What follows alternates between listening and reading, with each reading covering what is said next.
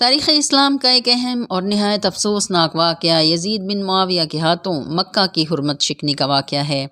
61 ہجری میں یزید لعین نے نواسۂ رسول امام حسین علیہ السلام کو شہید کیا اور 63 ہجری میں مدینۃ النبی کو اپنی افواج کے ذریعے تباہ و برباد کیا۔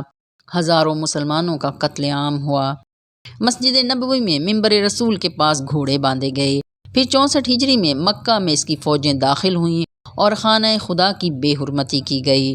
خانہ خدا پر آگ کے گولے پھینکے گئے، جس کی وجہ سے کعبے کو آگ لگ گئی اور شدید نقصان پہنچا۔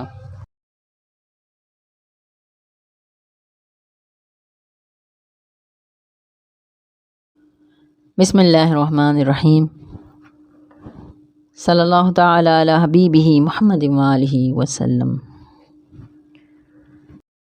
61 ہجری میں سانحہ کربلا ہوا اور 62 ہجری میں امام زین العابدین علیہ السلام کی پھوپھی سیدہ زینب کبریٰ سلام اللہ علیہا اس دار فانی سے دار البقاء تشریف لے گئیں۔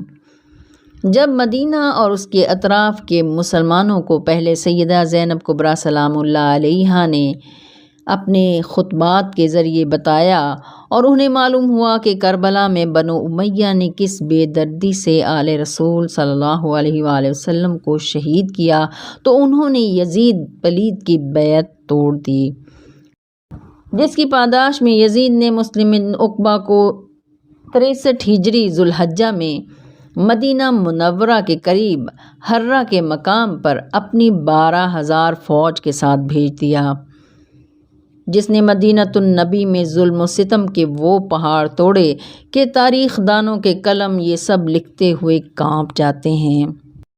3 دن تک مسجد نبوی میں اذان نہیں دی گئی۔ مسجد نبوی میں منبر رسول کے قریب یزیدی فوج نے اپنے گھوڑے باندھے۔ مدینہ منورہ میں 3 دن تک قتل و غارت گری اور انسانیت سوز مظالم ڈھائے گئے۔ 10,000 سے زائد افراد کو شہید کیا گیا، جس میں بہت سے صحابہ کرام، ان کی اولاد، تابعین اور حافظ قرآن و حدیث شامل تھے۔ کم و بیش 1,000 خواتین کی بے حرمتی کی گئی۔ اللہ کے حبیب صلی اللہ علیہ وآلہ وسلم کا فرمان ہے، مدینہ کے ساتھ جو شخص بھی برائی کرے گا وہ جہنم کی آگ میں سیسا کی طرح پگھلایا جائے گا۔ ایک اور جگہ ارشاد فرمایا، جو اہل مدینہ کو ظلماً خوفزدہ کرے گا اللہ اس کو خوفزدہ کرے گا، اس پر اللہ اور اس کے ملائکہ اور تمام انسانوں کی لعنت ہے۔ مدینۃ النبی پر حملہ کرنے کے بعد یزید پلید کی فوجوں نے مکہ کا رخ کیا، کیونکہ یہاں بھی لوگوں نے حقیقت حال جاننے کے بعد یزید پلید کی بیعت توڑ دی تھی۔ 3 ربیع الاول 64 ہجری میں خانہ کعبہ پر حملہ کیا گیا، جس سے خانہ کعبہ کی بنیادوں کو نقصان پہنچا اور غلاف کعبہ تک جل گیا۔ ابھی یہ سب ظلم و ستم جاری تھا کہ یزید پلید کے جہنم واصل ہونے کی خبر آ گئی اور یزیدی فوج واپس چلی گئی۔ واقعہ کربلا میں شریک ان تمام لوگوں کو جنہوں نے آل رسول کو گرفتار کیا اور شہید کیا، اللہ تعالیٰ نے ان سب کو سزا دینے کے لیے جناب مختار ثقفی کی صورت میں قہر نازل فرمایا، جس نے ان سب کو چن چن کر قتل کیا اور عبرتناک سزائیں دیں۔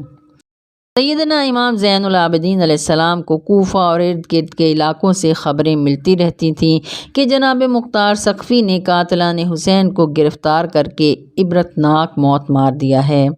اس نے شمر لعین اور عبید اللہ ابن زیاد اور عمر ابن سعد کے سر کاٹ کر مدینہ میں امام زین العابدین کو بھجوا دیے، مگر آپ نے دیکھا بھی نہیں اور فرمایا، ان سروں کو لے جاؤ۔ اللہم صلی علی محمد وعلی آل محمد۔